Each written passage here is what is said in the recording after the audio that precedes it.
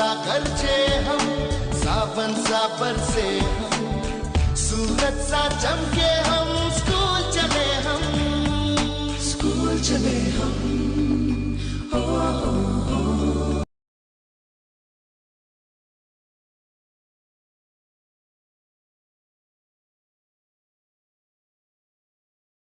Good morning बच्चों। जैसे कि हमने जो है वो साइंस का यूनिट शुरू किया था, तो उसमें था साइंस के यूनिट का चैप्टर का नाम था लाइफ ऑन द अर्थ। ठीक है, तो उसके बाद हमने कल पढ़ा था वाटर और वाटर की प्रॉपर्टीज़ पढ़ी थी। आज हम पढ़ेंगे सी ब्रीज एंड लैंड ब्रीज। तो सी होता है समुंदर और ब्रीज होता है हवा। ठीक है, एंड लैंड होता है ज़मीन और ब्रीज होता है हवा। तो जो समुंदर की हवा या ज़मीन की हवा कैसे होती है उसके बारे में हमने आज पढ़ना है।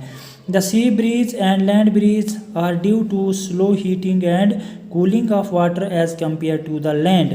तो सी ब्रीज और जो समुंदर की हवा और लैंड ज़मीन की हवा किसके ज़रिए स्लो होती है? हीटिंग के ज़रिए स्लो होती है।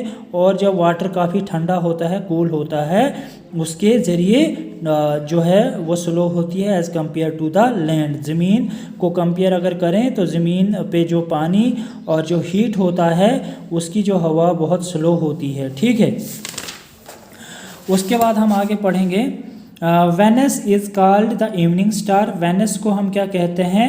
इवनिंग स्टार कहते हैं। And when it rises soon, जब ये जल्दी से बढ़ता है आफ्टर द सनसेट, मतलब हमारा जब एक होता है सनसेट और एक होता है सनराइज़। तो सनराइज़ होता है सूरज निकलना और सनसेट होता है सूरज डूबना। तो जब हमारा when it rises soon after the sunset, तो सनसेट से पहले जब ये राइज करता है, बढ़ता है जल्दी से, तो it was also called the morning star, और इसको हम क्या है? मॉर्निंग स्टार कहते हैं।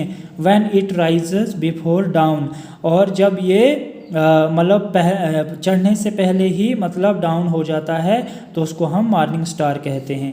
अब है सी ब्रीज। तो सी ब्रीज हो गया आपकी समुंदर और ब्रीज हो गई हवा। तो सी ब्रीज के बारे में पढ़ेंगे। During the day land heats a faster than the water in the sea, मतलब दिन के दौरान क्या होता है? लैंड काफ़ी गर्म हीट रहती है, मतलब लैंड के अंदर काफ़ी हीट आ जाती है, होती है। And faster than the water in the sea, और जब लैंड के मतलब लैंड के ऊपर काफ़ी लैंड हमारी जब हीट काफ़ी हो जाती है तो तेज़ी के साथ जो वाटर होता है वो हमारे सी के ऊपर आता है। ठीक है, एंड एज ए रिजल्ट कि जैसे कि एक रिजल्ट देखेंगे कि the cool winds blow from the sea, तो जो ठंडी हवाएं होती हैं वो कैसे ब्लो करती हैं? फ्रॉम द सी, सी से ब्लो करती हैं to the land in the coastal areas. तो क्या है कि sea to the land coastal areas, मतलब जो हमारी कूल विंड्स हैं वो सी से ब्लो करेंगी कोस्टल एरियाज़ की ओर। ठीक है, and this movement of air, इस मूवमेंट ऑफ एयर को हम क्या कहेंगे? फ्रॉम द सी, मतलब ये जो सी समुंदर से जो हवा की मूवमेंट होती है उस लैंड उस लैंड को हम कहते हैं सी ब्रीज। ठीक है, ये देखो यहाँ पे दिया भी है कि यहाँ पे अगर ये सी ब्रीज है, ये पहले ऐसे चलेगी, मतलब सर्कुलर शेप में चलेगी, तो इसको हम सी ब्रीज कहते हैं। उसके बाद है आपकी लैंड ब्रीज। ठीक है, लैंड ब्रीज है कि at night land cools faster than sea, तो नाइट में क्या होता है? रात में हमारी ज़मीन जो होती है वो काफ़ी तेज़ी के साथ ठंडी हो जाती है, जैसे कि एक sea. As a result cool winds blow from the land to sea, और जो हमारी कूल विंड्स होती है, ठंडी हवाएं होती हैं, वो हमारी जो समुंदर की जो ज़मीन होती है उससे गर्म, उससे क्या होती हैं? उससे मतलब कूल विंड्स ब्लो, और कूल विंड्स जब ब्लो करती हैं, चलती हैं फ्राम लैंड टू सी, मतलब ज़मीन से समुंदर की ओर।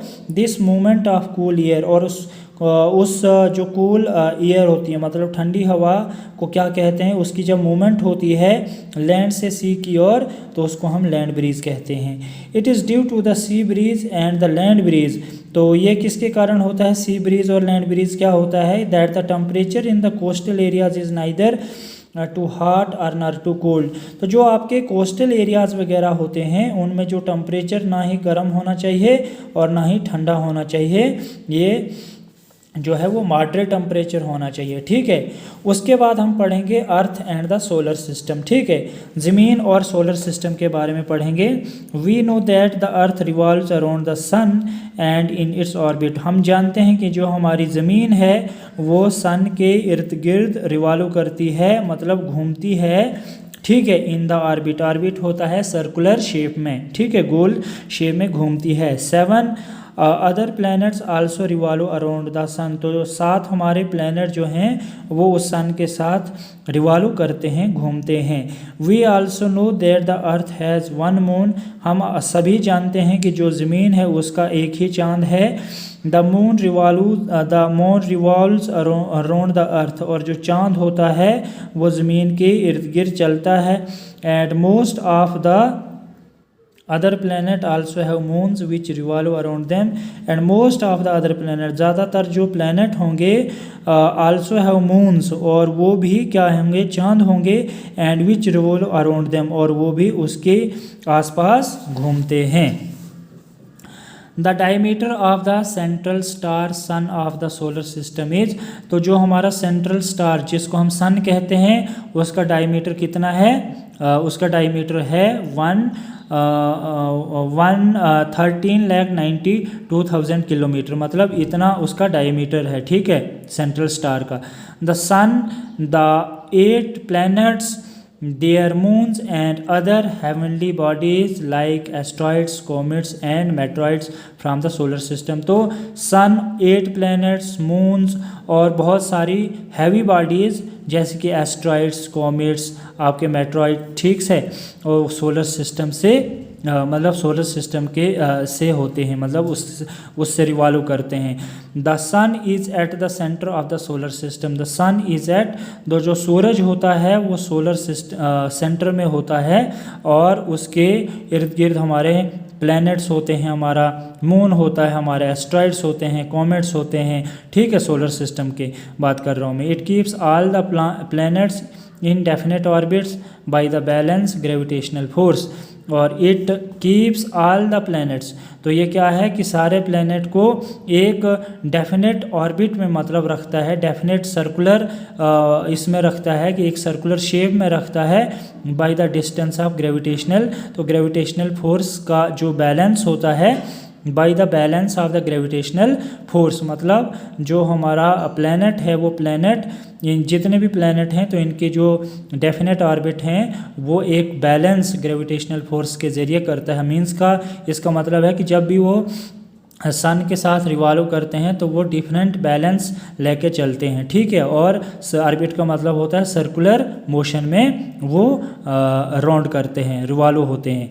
The solar system is illustrated in figure below.